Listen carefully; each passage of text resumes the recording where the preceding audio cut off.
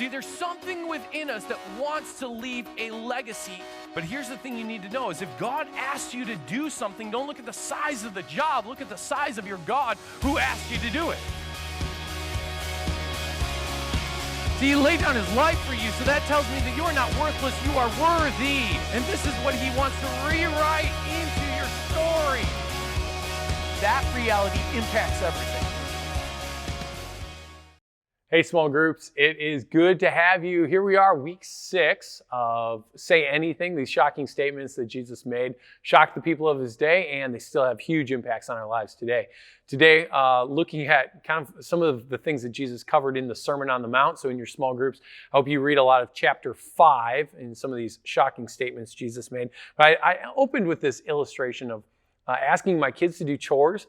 Sometimes I'll send them outside maybe to pick up the yard while I'm mowing, and it's like they pick up the front yard, but then they don't go to the back or vice versa, and then I drive to the next area. I'm like, guys, why didn't you pick up the rest of the yard? And they're like, you didn't ask us to pick up that side. And I'm like, you know, technically that's true, but you knew what I wanted you to do. Or my favorite is when I tell them to take their laundry to their rooms, and then I walk into their rooms and their laundry is on the floor, all folded right next to their dressers.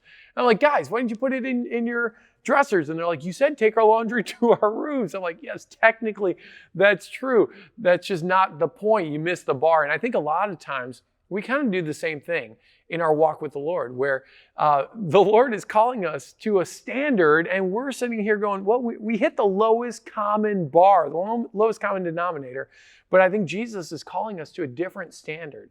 And in Matthew 5, this is what Jesus is doing. He's going to point out a handful of different kind of subjects here where the Israelites were hitting the bar. They're just hitting kind of the lowest bar, but they're missing the whole point. And he's going to say, no, I want to close the gap there, and I want to call you guys up, actually to a higher standard as Christ followers. And so I'll try to buzz through these pretty quickly, because if you were there this weekend, you heard me kind of really expound on each of them. But in Matthew 5, 21 and 22, he's talking about this, one of the 10 commandments, where he says, you shall not murder. But then I tell you, anyone who's angry with their brother or sister will be subject to judgment. And the question is really, are we just living to the lowest possible bar, which is, I haven't killed anyone? Or are we stepping into really what Jesus is calling us to, which is we really shouldn't have hatred or anger in our heart toward anybody. I made this statement is that wherever you have anger or hatred in your heart toward anyone, as a Christ follower, there's work that needs to be done. And if you're sitting there thinking, oh, man, it's so hard, I want you to know I get it, that it's hard. Because even for me, this is probably one of those areas I regularly have to visit. That I have to go, okay, if I find myself getting angry or frustrated with somebody, and I have maybe even some hatred, I have to deal with that really quickly. Because I know in the book of Ephesians, it says, in your anger, do not sin, and do not give the devil a foothold. I can't allow the enemy to have a foothold in my life through anger. And so we have to deal with that. Then in the next verses, he brings up another one of the 10 commandments, that you shouldn't commit adultery, but then he raises the bar again. He says, if you look at a woman lustfully in your heart, you've already committed adultery with her in his heart.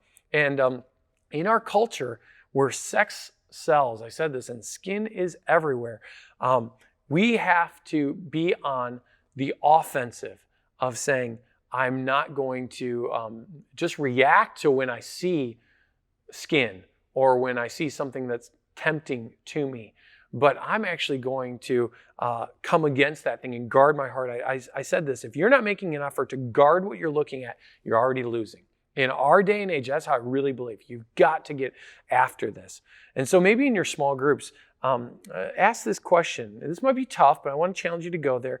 Are there some things that you need to get rid of to be able to guard your own heart so that you're not being tempted? Maybe you have to even split up guys and gals if you're in a mixed couples group there to have those conversations. But those things that might lead you to temptation, or consider the question like this. Are there things that you haven't been super careful in guarding some of the things maybe put out there on social media, and maybe you're actually tempting others by some of those things that you've allowed into your life, and then you just put it out there thinking it's funny or whatever, and it's really not. You're not guarding your heart in that area. Then he goes into this next one on oaths. He says, don't You've heard it said, don't break your oath, but fulfill to the Lord the vows that you've made. And then he's ultimately going to lead to this place of let your yes be yes and your no be no.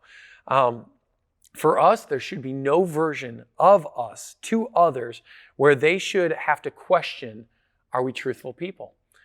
Jesus is raising the bar all the way up to the place where it's like, guys, you are always people of truth. That's who we are. Every word that comes out of our mouth needs to be truthful.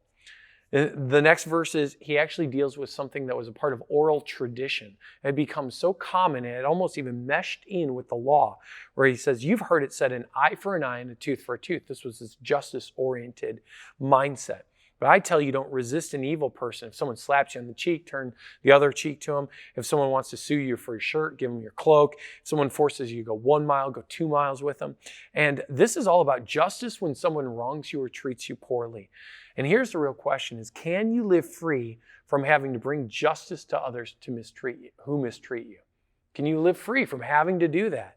Jesus is going to raise the bar. He's calling us up. You don't have to be judge, jury, and executioner over someone who mistreats you. You can let it go and let God be God. Let it go and let God be God. Final one that we hit here was Matthew 43, where he's talking about another oral tradition, loving your neighbor and hating your enemy. But he says, love your enemies and pray for those who persecute you. Once again, he's going to be raising the bar of what is really natural versus unnatural. It's natural to love people who love you, and it's kind of natural to hate people who are mean to you. But he's going to say, listen, I'm going to call you to love those who are unlovely or mean to you or coming against you, and pray for them. I said this, the only way that the love of God will be seen for what it is when love is demonstrated when it makes no sense. And really, that's exactly what Jesus did for us. That's what he demonstrated to us. He loved us when it made no sense. He offered grace and forgiveness when it made no sense. While we were enemies to him, he laid down his life for us. And so the best place where people should get the first glimpse of the love of God should be us, his children, loving the unlovely. I ended kind of with this idea of living apostolically. And I talked about the apostolic ship. If you weren't there, I'm actually encourage you, let's see how well you listen, share even in your small group. Someone fill someone else in on what that means to have an apostolic ship and for us to live apostolically. But what we do ultimately is we pave the way for the gospel. We love like our Heavenly Father in earthly relationships so that individuals here are set up to experience the love of our Heavenly Father in a personal way. And the disconnect in the gospel is when in our culture, we're not living actually apostolically. We're not living consistently to the standard Christ is calling us to live. When we live to the lowest bar, you want to know what people see? They see hypocrisy. They see what God's standard is, and he says, you guys are way down here. And this is what Jesus is doing. He's saying, let's close that gap. You guys need to live up here so that the gospel makes perfect sense, so that the love of the Father actually, there's a connection point to, I know what this is like. It's those Christ followers who love like that, who offer grace like that, that now it starts to make sense. So in your small groups, where have you been living just to hit the lowest bar? How do you sense God wanting you to step up to a higher bar in your life this week? So enjoy your conversations and be blessed, and we'll see you guys next week.